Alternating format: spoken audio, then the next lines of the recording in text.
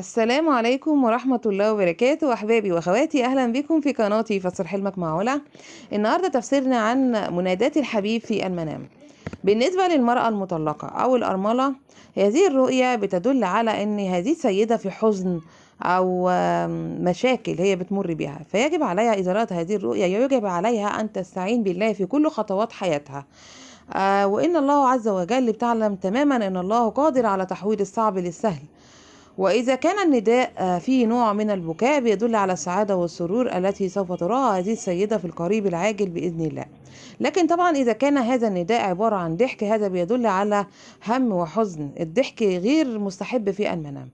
إن هذه الرؤية بتدل أيضا على سماع الأخبار السعيدة إذا كان هذا بدون ضحك في المنام، أو إذا كان الصوت واضح بتدل على صوت المنادات الحبيبة في المنام، بيكون واضح في المنام بيدل على الأخبار السعيدة. أما إذا كان الصوت غير واضح أو فيه نوع من أنواع التشويش، فهو يعني الرؤية بتدل على سماع الأخبار الغير سعيدة أو حزن سوف يصيبها في الفترة المقبلة.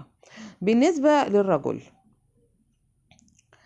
الرجل إذا رأى هذا المنام أو إنه بينادي على صديق له، بيدل على أن هذا الرجل بيكون بحاجة إلى صديقه في الوقت القريب، صديقه الذي بيحبه، فهو بحاجة إليه، وإنه سوف بيعاني من بعض المشاكل أو بيكون في الأسرة أو في العمل، لكن كل شيء سوف ينحل في أقرب وقت بإذن الله.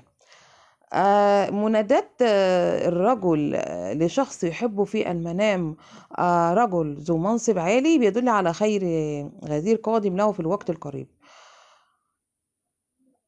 بالنسبة للسيدة الحامل، إذا رأت هذا الحلم وهو بيدل على أن هذه السيدة عليها ألا تفكر في هذا الشخص، لأن التفكير في أي شخص آخر بيعتبر خيانة للزوج.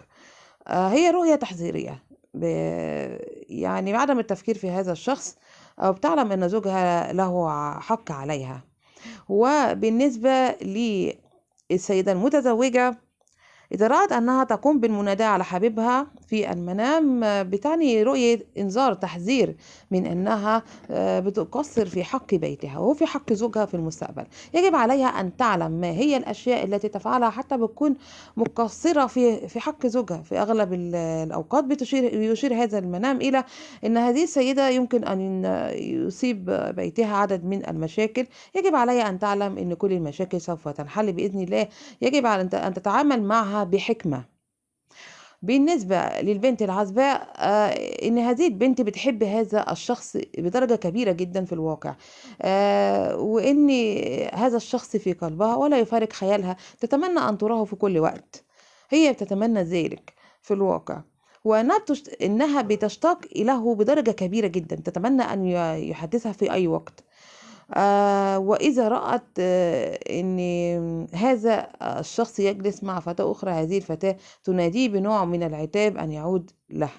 هذا المنام أيضا معناه أن في مشاكل سوف تحدث معهم في هذا الوقت أو في وقت قريب، لكن هذه المشاكل سوف تنحل بعون الله. كل ما علي فعله أن تستعمل عقلها. أحبابي وأخواتي، أتمنى أن يكون التفسير قد نال إعجابكم. لمتابعتي الدائمة بقناتي فسر حلمك مع علا، اشترك في القناة، فعل زر الجرس، اختار الكل، والضغط على زر اللايك ليصلكم كل جديد. تحياتي لكم جميعا.